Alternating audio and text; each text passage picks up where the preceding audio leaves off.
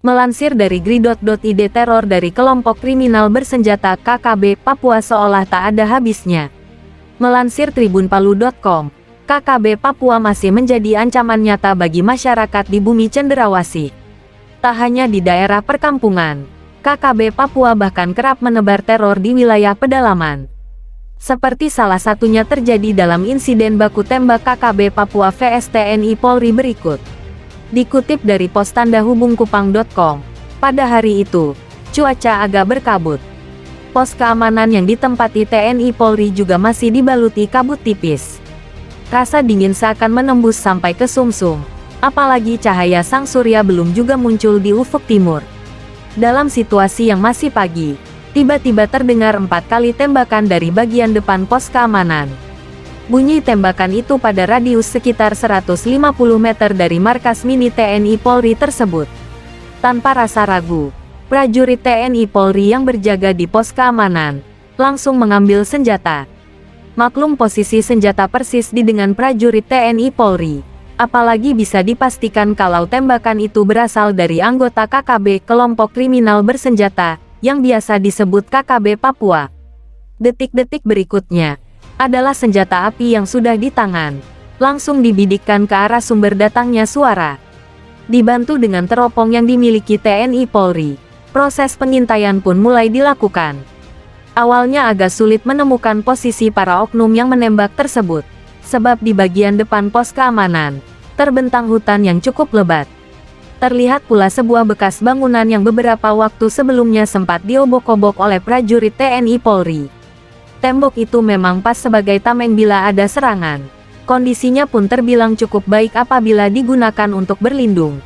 Oleh karena itu, ketika pos keamanan TNI Polri diberondong dari arah depan, sudah bisa dipastikan kalau lokasinya dari bekas bangunan tersebut. Makanya saat itu juga prajurit TNI Polri langsung mengamati tempat tersebut secara saksama. Mula-mula tak ada yang terlihat dari balik teropong. Namun beberapa saat kemudian, secara samar-samar ada gerakan yang sangat cepat dari balik tembok tersebut. Gerakan itu diduga bagian dari batok kepala anggota KKB Papua. Sebab selain muncul di bagian atas tembok bangunan, batok kepala juga bergerak ke arah kiri dan kanan. Lantaran gerakannya super cepat, sehingga sulit bagi prajurit TNI Polri untuk membidikkan senjata agar tepat sasaran. Dalam kondisi seperti itulah, sekilas terlintas ide untuk melumpuhkan kelompok kriminal bersenjata itu dengan cara yang tak biasa. Berbekal secuil pemahaman tentang posisi tembok bekas bangunan saat diobok-obok beberapa waktu lalu, sniper TNI Polri pun mulai melaksanakan tugas. Ia tidak menembak langsung ke bagian kepala anggota KKB Papua, tetapi menembak ke arah samping setelah memperhitungkan arah pantul amunisi. Oleh karena itu, meski posisi pos keamanan berhadapan langsung dengan bekas bangunan tembok tersebut, tetapi untuk melumpuhkan lawan, sang sniper mencobanya dengan menembak ke arah samping. Kendati sempat ragu dengan cara tersebut, namun dari kalkulasi yang sudah dibuat, cara itu akan lebih efektif. Pasalnya, lawan bukan tertembak dari bagian atas bekas tembok, tetapi dari arah samping, hal mana tak pernah disangka oleh anggota KKB. Setelah merasa yakin dengan cara tersebut, sang sniper pun mulai mengutak-atik senjata yang dipunyainya. Ia memasukkan amunisi ke magasin kemudian mengarahkan moncong senjata ke posisi di mana anggota KKB Papua bersembunyi. Kala itu, jantungnya berdebar sedikit lebih cepat. Pasalnya, tembakan yang akan dilakukan bukannya langsung mengenai tubuh anggota KKB seperti yang lazim dilakukan selama ini. Tapi tembakan itu dilakukan secara spekulatif. Artinya, tembakan tersebut memungkinkan amunisi memantul ke arah samping, lalu mengenai para penjahat yang sedang bersembunyi. Yakin akan cara tersebut, sang sniper pun mulai mengambil posisi. Perlahan-lahan ia meletakkan ujung senjata pada sebuah celah kecil. Lalu perlahan-lahan pula ia membidiknya ke arah reruntuhan tembok tersebut. Hanya dengan sekali menyentuh pelatuk, beberapa buah peluru langsung melesak menuju sasaran. Dan, bidikan tersebut ternyata membuahkan hasil. Sesaat kemudian, samar-samar terdengar suara orang yang merintih kesakitan. Suara itu bak sapi mendengus menahan sakit.